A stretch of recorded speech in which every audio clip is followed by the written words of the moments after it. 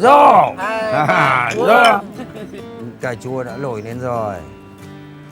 Gạch cua rất là ngon đây. Cứ các bạn nhớ là khi lăn tăn là các bạn là phải vớt gạch cua ra. Thịt bò rất mềm.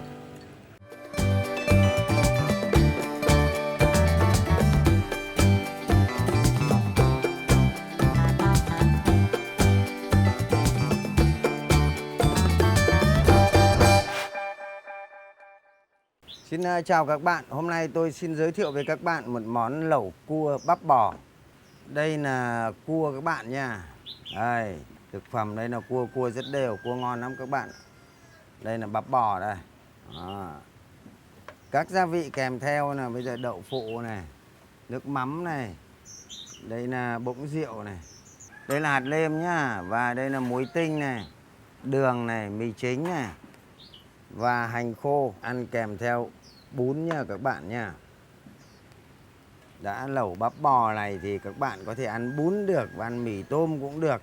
Các loại rau thì gồm có như rau mùng tơi này, rau thân chuối và hoa chuối, và đây là tía tô.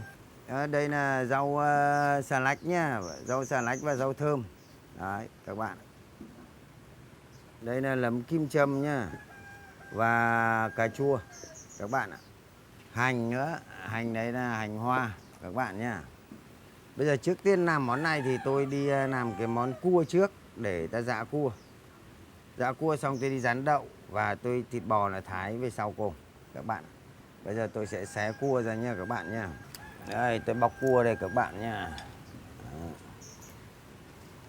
Cái mai tôi để luôn vào trong này. Cái con thì chân cua tôi cho ra đĩa.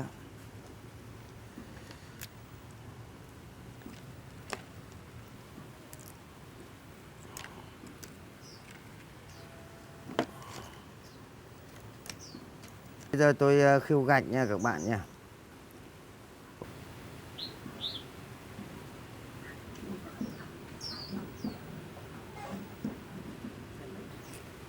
Đây tôi cho gạch cua vào để tôi giã cua nha các bạn nha.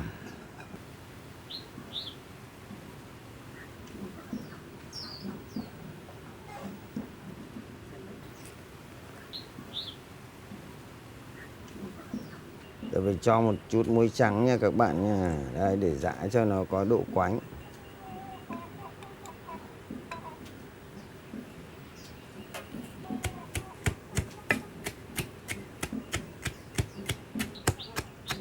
Các bạn nhớ là khi ta làm cua xong ấy, rửa sạch, ta xé xong, ta sẽ gẩy hết gạch, ta giã thì cua nó sẽ có vị thơm hơn, mà ăn nó thơm hơn chứ nó không chát như kiểu là ta cho vào xay.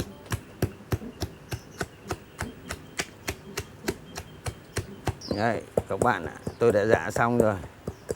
Bây giờ các bạn cứ cho vào giữa này, các bạn giã mà thì nó sánh hết lên là được rồi.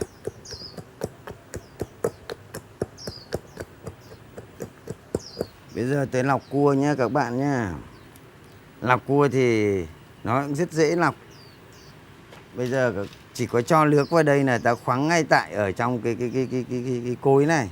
Xong cái chắt ra xong. Đây tôi cho nước vào trong này, tôi sẽ khoắng đều lên. Và tôi lọc tại ở đây. Đấy các bạn cứ khoắng thật đều lên nhá. Sau rồi các bạn để cho nó lắng xuống đã. Đây tôi sẽ chặt nước cua ra nha. Các bạn để cho nó lắng xuống. Thịt cua nó sẽ nổi lên trên. Các bạn nhớ như thế. Đấy là ta chặt nhẹ nhàng này, ta cứ để lắng xuống. Người ta lấy được cả thịt cua các bạn ạ.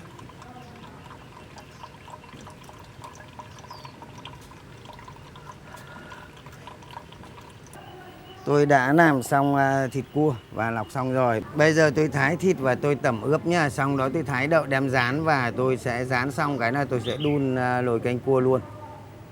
Các bạn thái thịt bò là thái to miếng nhưng thật mỏng.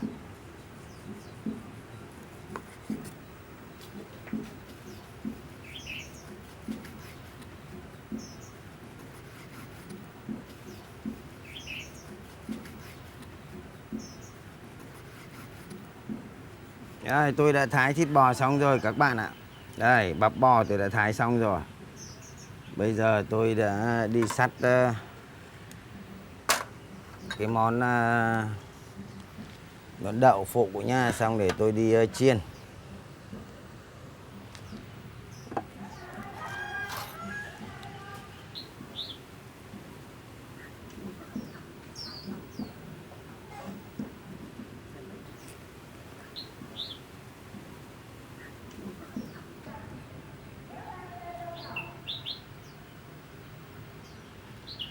Đây, tôi đã thái đậu xong rồi.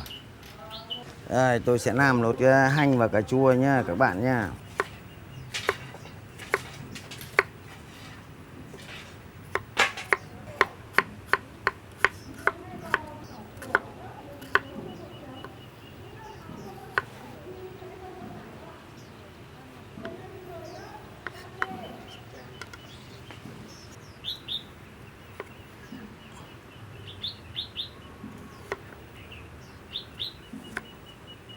Đây là nằm miếng nhá, cà chua nằm miếng các bạn.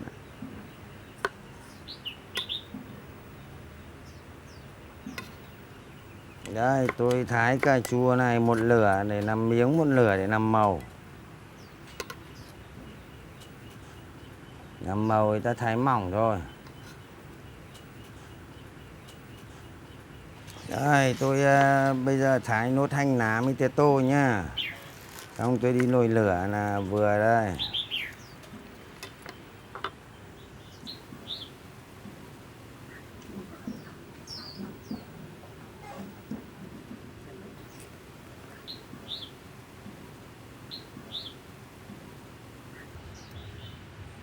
Đây, tôi đã làm xong các gia vị. Bây giờ tôi đi nồi lửa các bạn nhá, rửa tay để đi nồi lửa.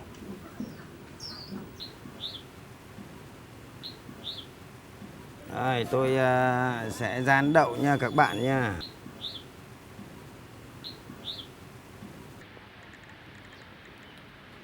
Tôi cho dầu vào nha các bạn nha. Đây, cho dầu vào để rán đậu.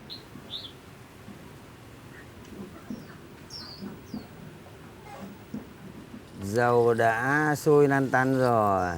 Tôi sẽ cho đậu vào nha các bạn nha.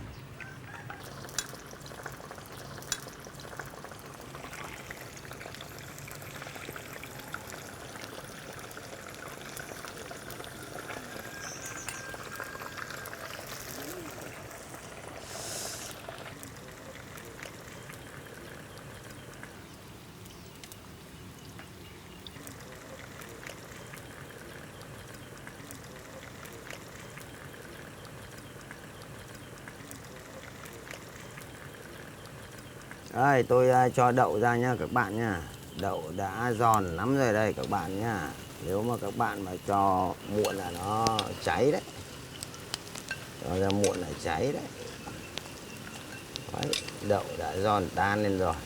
Cái món đậu này mà phồng mà giòn được lâu các bạn nhớ cho vào tủ lạnh. Cho ngăn mát. Các bạn ra cho dầu thất nóng các bạn cho vào. Nó căng phồng lên ngay. Mà nó giòn được lâu. Đây, tôi cho lên trên mâm này đã. Bây giờ tôi chắt bớt dầu đi. Để tôi phi hành nha các bạn nha. Phi hành với cà chua để lấy màu. Đây, bây giờ tôi sẽ phi hành nha.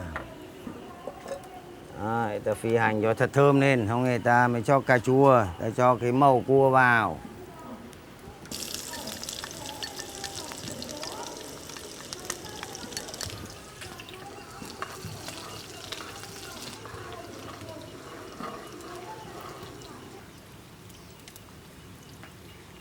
Đây, hành khô tôi vớt ra bát nhé các bạn nha. Tôi chỉ bớt một chút thôi để tôi trưng cà chua thôi. Đấy, khi nào đây, tôi trưng cà chua, tôi thái mỏng cà chua đây.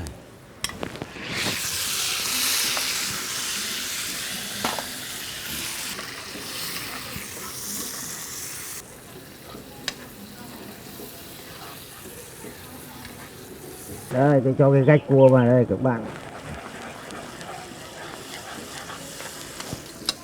Tôi cho gạch cua vào nhá, xong tôi cho hạt lem, nước mắm, rồi mì chính, thế là được rồi. Bây giờ tôi sẽ bắc ra để cho cái nồi canh kia lên. Được rồi, để tôi cho ra bát. Trong khi cho ra bát thì tôi sẽ cho cái nồi canh cua lên nhá.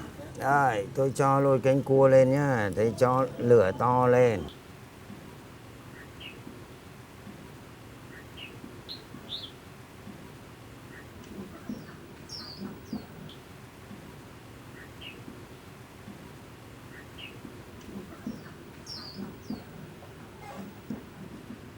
Rồi, là nó lăn tăn rồi, tôi vớt ra nhá.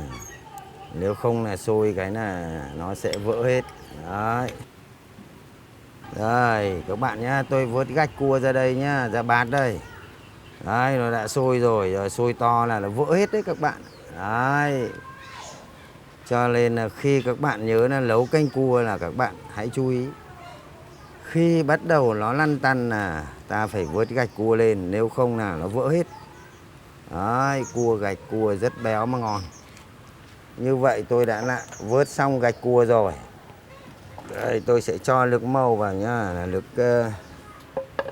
các bạn nhớ không, sôi bồng lên rồi, bây giờ ta phải cho bớt nửa ra, nếu không là nó sẽ rào ở đây các bạn. Các bạn chỉ lấy cái màu của cà chua nhá, ta chắt bớt mỡ dầu đi, không cho dầu mỡ vào trong này nhiều. Đấy, như vậy là tôi đã làm xong. Bây giờ thì tôi sẽ dọn ra chiếu nhá các bạn nhá. Bây giờ là xoong đã sôi lăn tăn rồi. Bây giờ ta chỉ để nhỏ lửa thôi. Đấy. Sau đó ta chuyển nồi nhá.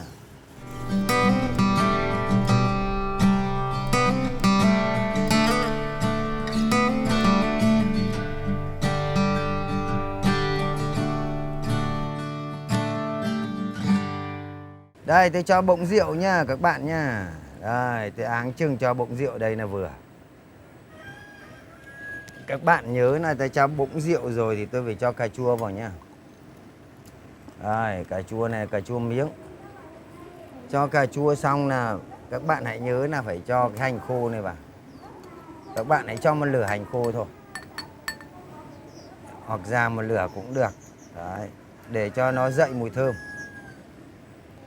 Đấy, các bạn nhìn thấy cà chua đã nổi lên rồi. Cho đậu phụ nha các bạn nha.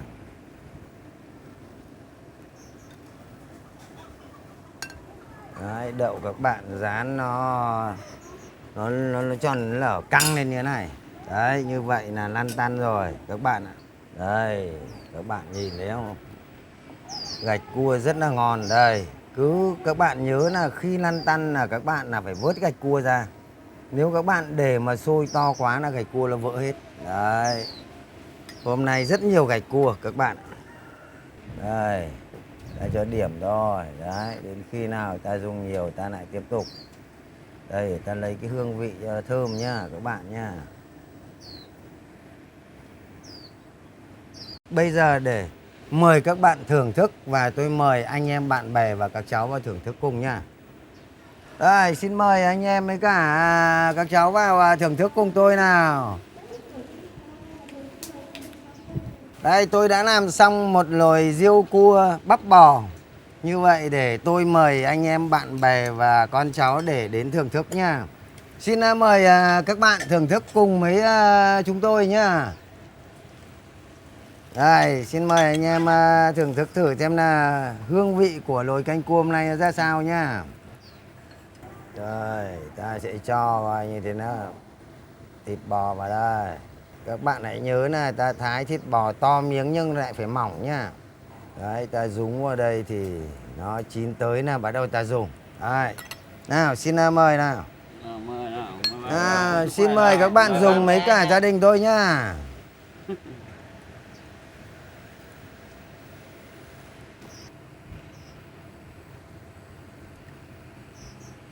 Đây các bạn ơi, đây cái món gạch cua đây. Đấy, món gạch cua.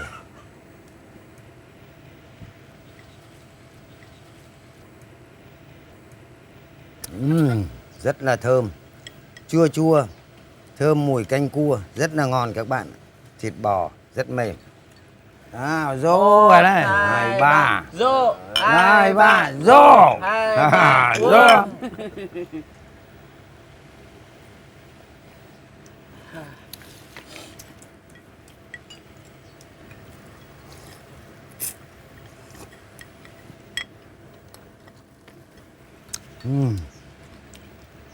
Các bạn nhớ nha, oi bức như thế này mà gia đình các bạn chỉ bỏ một chút thời gian thôi là các bạn làm được một nồi riêu cua với bắp bò ăn rất là thú vị. Các bạn thay cơm được. Đây là một bữa ăn nhẹ trong buổi tối hoặc là buổi sáng sớm vẫn là hợp lý các bạn nha. Xin chân thành cảm ơn các bạn đã theo dõi. Xin chào tạm biệt.